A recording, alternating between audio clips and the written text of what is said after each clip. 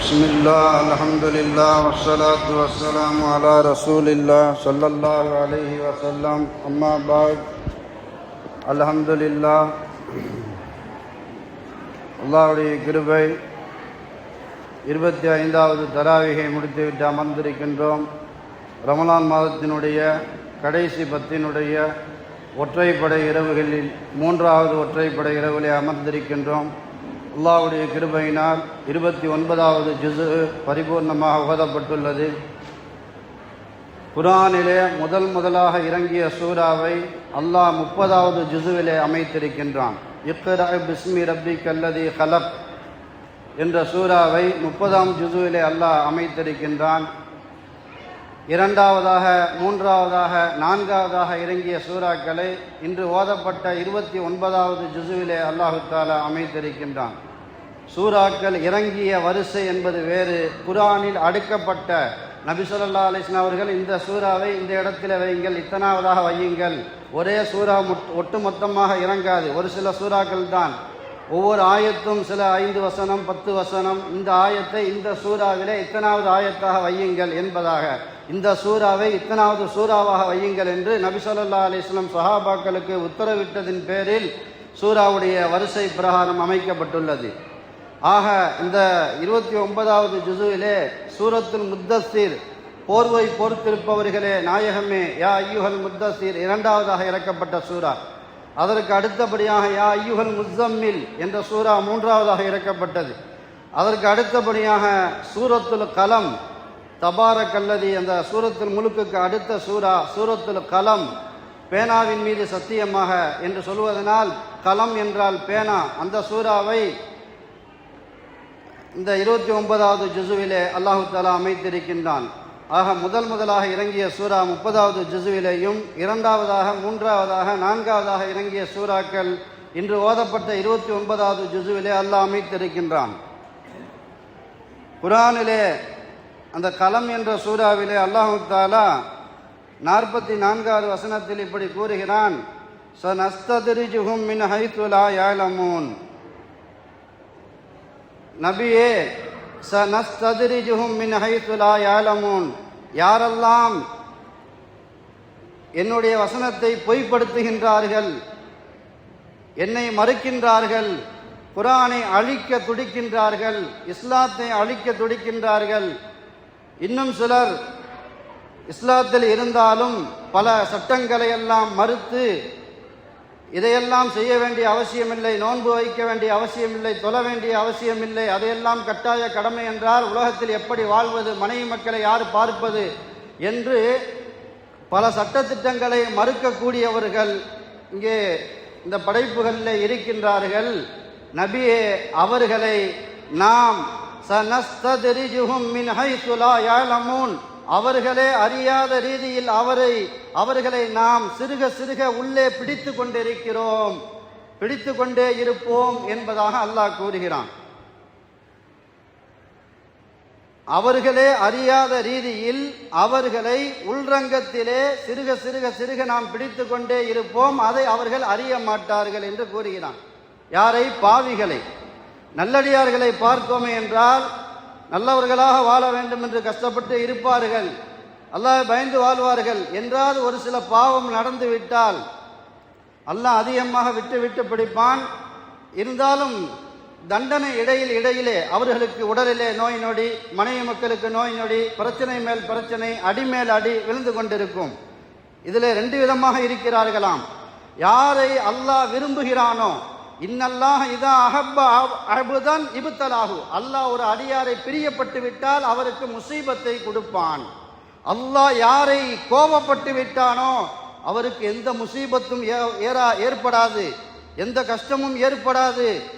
அதை பார்த்து அவர் நினைத்துக் கொள்வார், இத்தனை பாவம் அநியாயம் அராஜகம் செய்தோம், சுப்ஹான் அல்லாஹ், எந்த தண்டனையும் நமக்கு கிடைக்கவில்லையே, இப்படியே வாழ்ந்து விடலாம் போல, மறுமையிலும் நாம் எந்த தண்டனை இல்லாமல் சொர்க்கம் சென்று விடலாம் என்று அவர் நினைத்து கொண்டு மென்மேலும் பாவத்திலே மூழ்கி கொண்டிருப்பார்.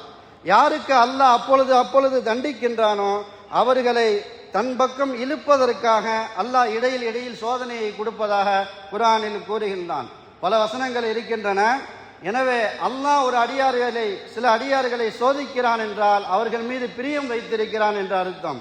அல்லாஹ் யாரை சோதிக்காமல் அப்படியே விட்டு விடுகிறானோ அவர்களை உள்ரங்கத்திலே சிறுக சிறுக அல்லாஹ் பிடிக்கிறான் என்பதாக அர்த்தம்.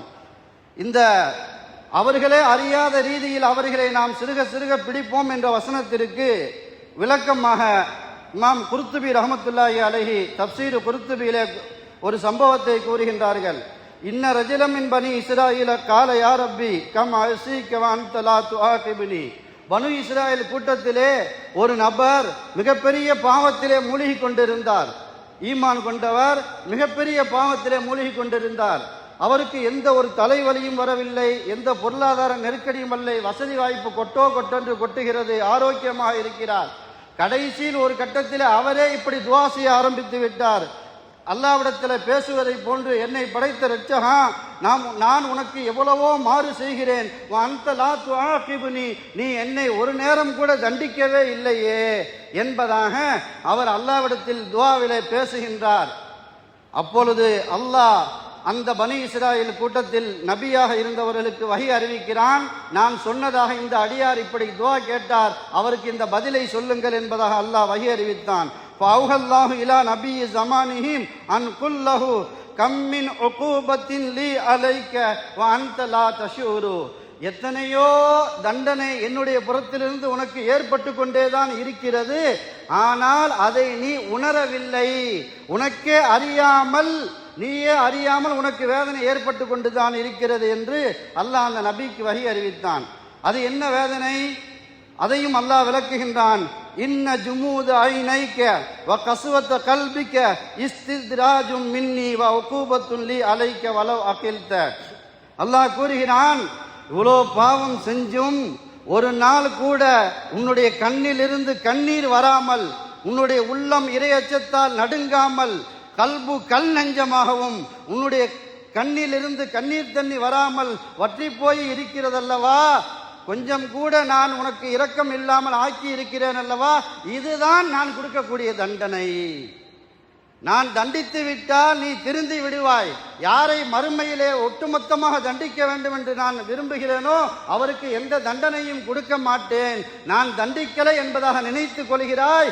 உன்னுடைய கண்ணிலே தண்ணீர் வராமல், அழுகை வராமல், உன்னுடைய உள்ளத்தை கல் நெஞ்சமாக ஆக்கியிருக்கிறேன் அல்லவா, இதுதான் நான் கொடுக்கக்கூடிய தண்டனை என்பதாக அல்லாஹ் அந்த நபிக்கு வஹி அறிவித்து இதை அந்த நபரிடத்திலே சொல்லுங்கள் என்கின்றான். அபூ ரவுக் ரஹ்மத்துல்லாஹி அலைஹி அவர்கள் சொல்லுகிறார்கள், இந்த வசனத்துக்கு விளக்கமாக, அவர்களை சிறுக சிறுக நாம் பிடிப்போம் அவர்களே அறியாத ரீதியில். குல்லமா அஹதசு கத்தியத்தன், அவர்கள் ஒவ்வொரு பாவத்தை செய்யும் பொழுதும் ஜத்தத்னா லஹும் நிஅமத்தன் வ அன்ஸைனாஹுல் இஸ்திக்ஃபார, பாவம் ஒவ்வொன்றாக செய்வார்கள் அல்ல ஒரே பாவத்தை தொடர்ச்சியாக செய்வார்கள். அப்படி செய்ய செய்ய ஒவ்வொரு பாவம் செய்ய செய்ய ஒவ்வொரு புது நிஅமத் அவர்களுக்கு இறங்கும். புது புது நிஅமத்து, அருள் கொடை, வளம், உடல் ஆரோக்கியம், சக்தி மேல் சக்தி, பொருளாதாரத்து மேல் பொருளாதாரம், எந்த கவலையும் இல்லை, பிரச்சனையும் இல்லை. அப்படிப்பட்ட சூழ்நிலையில் புதிய புதிய நிஅமத்தை கொடுப்பேன். புது புது பாவம் செய்ய செய்ய புது புது நிஅமத்தை நான் கொடுப்பேன். அன்சைனாஹுல் இஸ்திக்ஃபார், பாவம் செய்ய பாவ மன்னிப்பு கேட்க வேண்டும் என்பதையே மறக்கடிக்க செய்து விடுவேன். நமக்கு தான் எந்த தண்டனையும் ஏற்படலையே, எனவே நாம் பாவி இல்லை என்பதாக யாரை அந்த மாதிரி நான் ஆக்கி விடுகிறேனோ, பாவம் செய்யும் பொழுதும் நிஅமத்து இறங்குகிறது என்றால் நான் உள்ரங்கத்திலே சிறுக சிறுக பிடிக்கிறேன் என்பதாக அர்த்தம். எனவே தான் நபி ஸல்லல்லாஹு அலைஹி வஸல்லம் சொன்னாங்க, யாருக்காவது நீங்கள் பாவத்திலே மூழ்கும் பொழுது அல்லாஹ் பிடிக்காமல் விட்டுவிட்டால் அதை சந்தோஷமாக எடுத்துக்கொள்ளாதீர்கள். மாறாக அல்லாஹ் உள்ரங்கத்திலே பெரிய அடியாக அடிக்கப் போகிறான் என்பதாக நினைத்து அல்லாஹ்விடத்தில் அழுது மன்னிப்பு கேளுங்கள் என்பதாக நாயகம் ஸல்லல்லாஹு அலைஹி வஸல்லம் கூறினார்கள். ஆக அபூ ரவுக் ரஹ்மத்துல்லாஹி கூறினார்கள், பாவம் செய்ய செய்ய புதிய புதிய நிஅமத் அல்லாஹ்வுடைய புறத்திலிருந்து இறங்கும். பாவ மன்னிப்பு கேட்கலாம் என்ற சிந்தனையே வராமல் அல்லாஹ் ஒருவரை ஆக்கிவிட்டால் அதுதான் சிறுக சிறுக பிடிப்பது.